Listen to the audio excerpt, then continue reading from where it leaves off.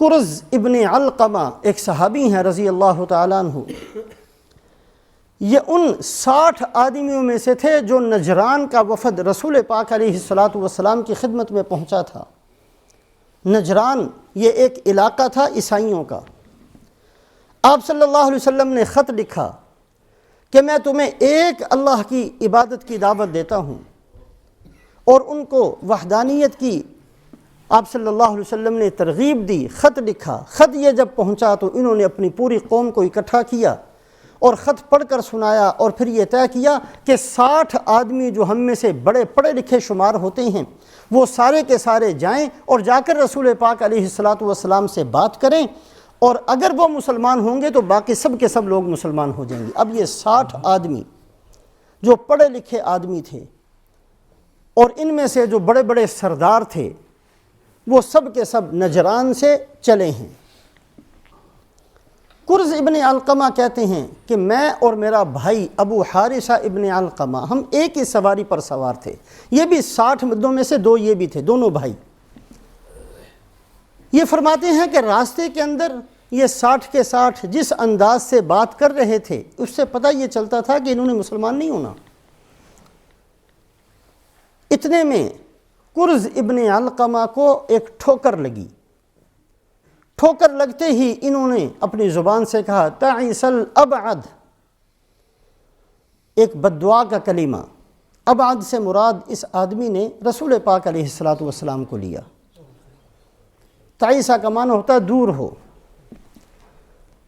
تو ابو حارثہ جو اس کا بڑا بھائی ہے جو ساتھ ہے، اس نے کہا نہیں ایسا لفظ نہ کہو۔ اس نے کہا کیوں نہ کہوں؟ جب تمہاری نیت ہی مسلمان ہونے کی نہیں ہے اور تم اس کی فرما برداری پر تیار ہی نہیں ہو تو ایسا کلمہ میں کیوں نہ کہوں؟ ابو حارثہ ابن علقمہ نے کہا اللہ کی قسم یہ وہی نبی ہیں جس کا ہم صدیوں سے انتظار کر رہے تھے، نہ کہو ایسا لفظ۔ کرز ابن علقمہ کہتے ہیں میں بڑا حیران ہوا کہ اللہ کے بندو جب جانتے بھی ہو کہ یہ اللہ کے نبی ہیں اور تمہاری نیت پھر بھی مسلمان ہونے کی نہیں ہے۔ یہ فرماتے ہیں کہ میں تو مدینہ پہنچا اور میں نے تو لا الہ الا اللہ محمد الرسول اللہ پڑھ لیا۔ اس آدمی کو ہدایت کی توفیق مل گئی جس نے بد دعا کا کلمہ زبان سے نکالا تھا ناواقفیت کی وجہ سے، اور وہ سارے کے سارے 60 کے 60 بندے آئے ہیں، بحث کرتے رہے ہیں اور واپس چلے گئے ہیں، ان میں سے کسی کو ہدایت کی توفیق نہیں ملی۔ کرز ابن علقمہ کی ہدایت کا سبب کون بنا؟ وہ بندے بنے جو اپنے کفر پر برقرار رہے، کفر نہیں چھوڑا انہوں نے۔ بہت دفعہ ایسے ہوتا ہے کہ ایک آدمی اس کی وجہ سے کوئی مسلمان بن جاتا ہے، دین کا کوئی کام ہو جاتا ہے، لیکن وہ بندہ پھر بھی خدا کے دربار سے مردود کر دیا جاتا ہے۔ حضرت حمزہ سید الشہداء رسول پاک علیہ السلام کے چچا، ان کے اسلام کا واقعہ، یہ نوجوان بہادر قسم کے آدمی تھے، شکار پر گئے ہوئے تھے، واپس مکہ مکرمہ میں تشریف لائے، صفا پہاڑی کے قریب پہنچے تو ان کی جو باندی تھی وہ روتی ہوئی ان کو ملی۔ کہنے لگے تجھے کیا ہوا؟ کہنے لگے اے حمزہ کاش تو تھوڑی دیر پہلے آ جاتا۔ بھی کیا ہوا؟ کہا تھوڑی دیر پہلے اسی جگہ پر آپ کے بھتیجے محمد ابن عبداللہ، اس کو ابو جہل نے بہت برا بلا کہا ہے تھوڑی دیر پہلے ہی۔ اب حضرت حمزہ رضی اللہ تعالیٰ عنہ کا خون جوش میں آیا، دوڑتے بھاگتے حرم کے اندر پہنچے۔ ابو جہل مجلس لگا کر بیٹھا ہوا تھا، اپنی کمان اتنی زور سے اس کے سر پر ماری کہ اس کا سر توڑ کے رکھ دیا، زخمی کر دیا، کہ میرے بھتیجے کے بارے میں تو نے ایسے کلمات کہے، حالانکہ مسلمان نہیں تھے، میرے بھتیجے کو ایسا کہا۔ اس نے کہا حمزہ میں نے ایسے نہیں کہا، آپ کے بھتیجے نے لا الہ الا اللہ کہا، بتوں کا انکار کیا ہے، اس لیے میں نے ان کو یہ ساری باتیں کہیں، اور جو آدمی بھی لا الہ الا اللہ کہے گا میں تو اس کے ساتھ یہی کچھ کروں گا۔ کہ اچھا کرے گا؟ میں کہتا ہوں لا الہ الا اللہ کر کے دکھا، میں لا الہ الا اللہ کہتا ہوں، آئندہ سے تم مجھے کچھ کہہ کے دکھا یا میرے بھتیجے کو کچھ کہہ کے دکھا۔ حضرت حمزہ رضی اللہ تعالیٰ عنہ کے ایمان کا سبب کون بن رہا ہے؟ ابو جہل بن رہا ہے۔ ان اللہ لیؤید ھذا الدین بالرجل الفاجر، اللہ کبھی ایسا کر دیا کرتے ہیں کہ کسی کو بھی کسی کے اسلام کا سبب بنا لیتے ہیں، جس کو سبب بناتے ہیں وہ مردود آدمی ہوتا ہے، ملعون ہوتا ہے۔ ابو جہل سے زیادہ مردود کون ہوگا؟ انصار مدینہ، اوس اور خزرج والے، یہ اصل میں مدینہ کے رہنے والے قبائل نہیں تھے، یمن سے آ کر مدینہ میں بس گئے تھے۔ جو 3 بیعتیں ہوئی ہیں ان کی انصار کی، پہلی دفعہ مینا کے میدان میں رسول پاک علیہ السلام کے ہاتھ پر 6 آدمی اسلام میں داخل ہوئے، اس کو کہتے ہیں بیعت عقبہ اولا، پہلی بیعت عقبہ۔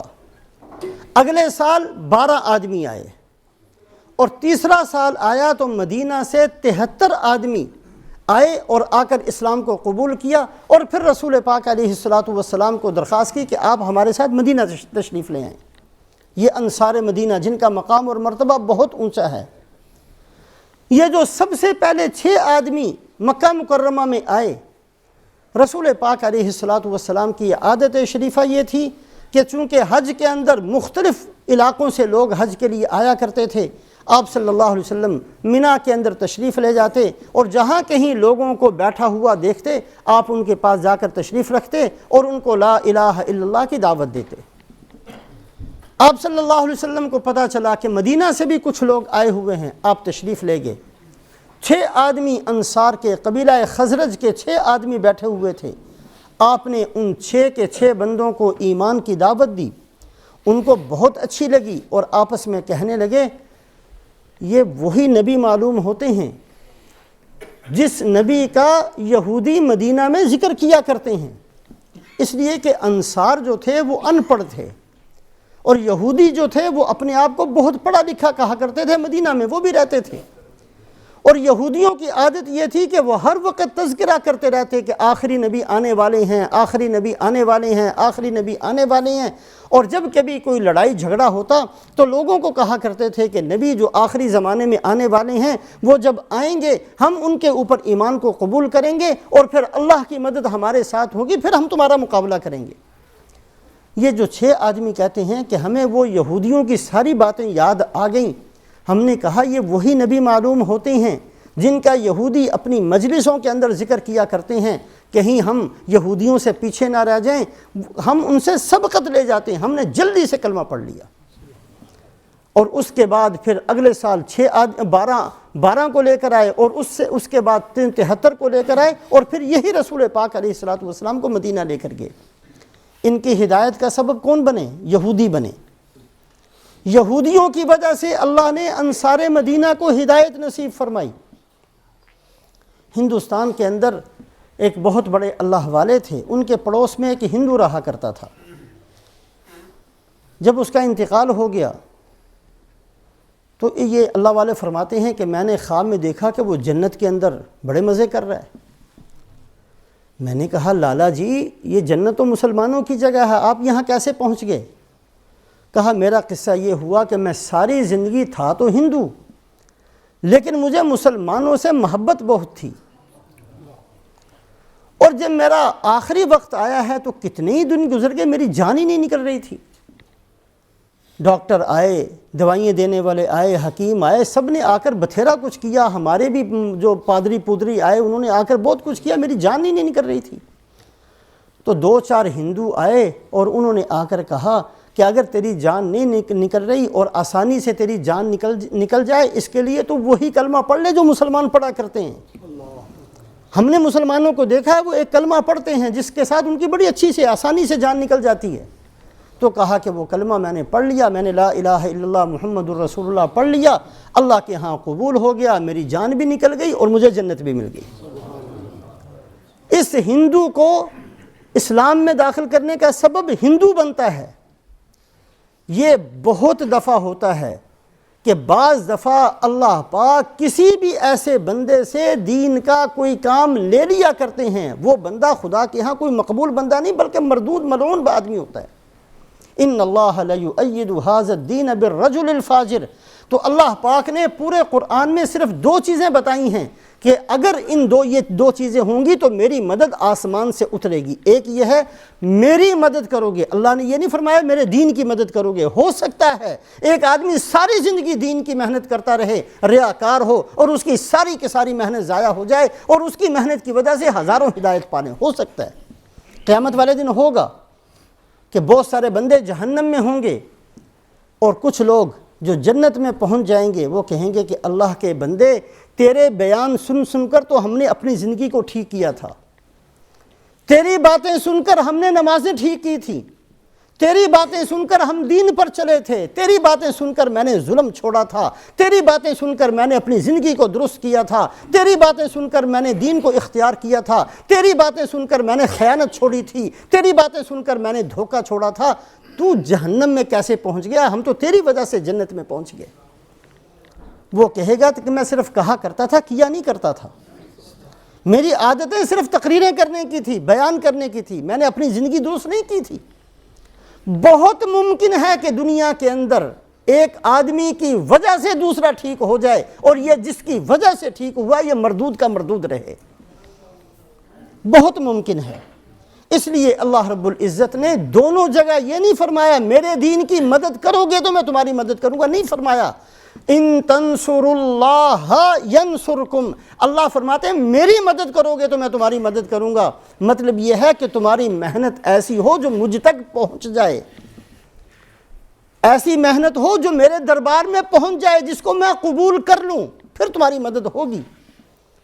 وَلَيَنْصُرَنَّ اللَّهُ مَنْ يَنْصُرُهُ، اللہ اس کی ضرور مدد کرتے ہیں جو اللہ کی مدد کرتا ہے۔ اللہ کو مدد کی نہیں ضرورت، اللہ یہی بتانا چاہتے ہیں کہ تمہارا جو دین کی مدد کرنا ہے وہ ایسا ہو جو میرے دربار میں قبول ہو جائے۔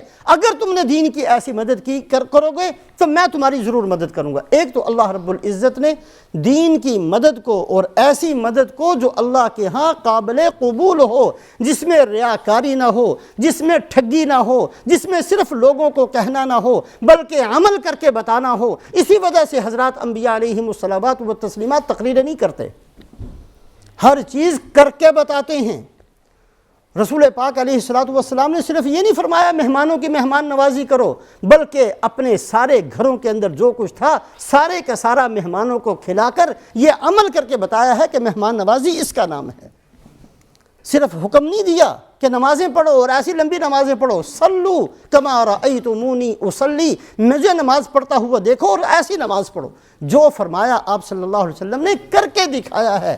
اللہ کے ہاں دین کی محنت وہی شمار ہوتی ہے جو اللہ کے دربار میں قبول ہو جائے۔ اگر تم لوگ اللہ کے دین کی ایسی مدد کرو گے جو اللہ کے دربار میں قبول ہوگی تو یہ تمہارا دین کی مدد کرنا یہ اللہ کی مدد اور نصرت کے اترنے کا سبب بنے گا۔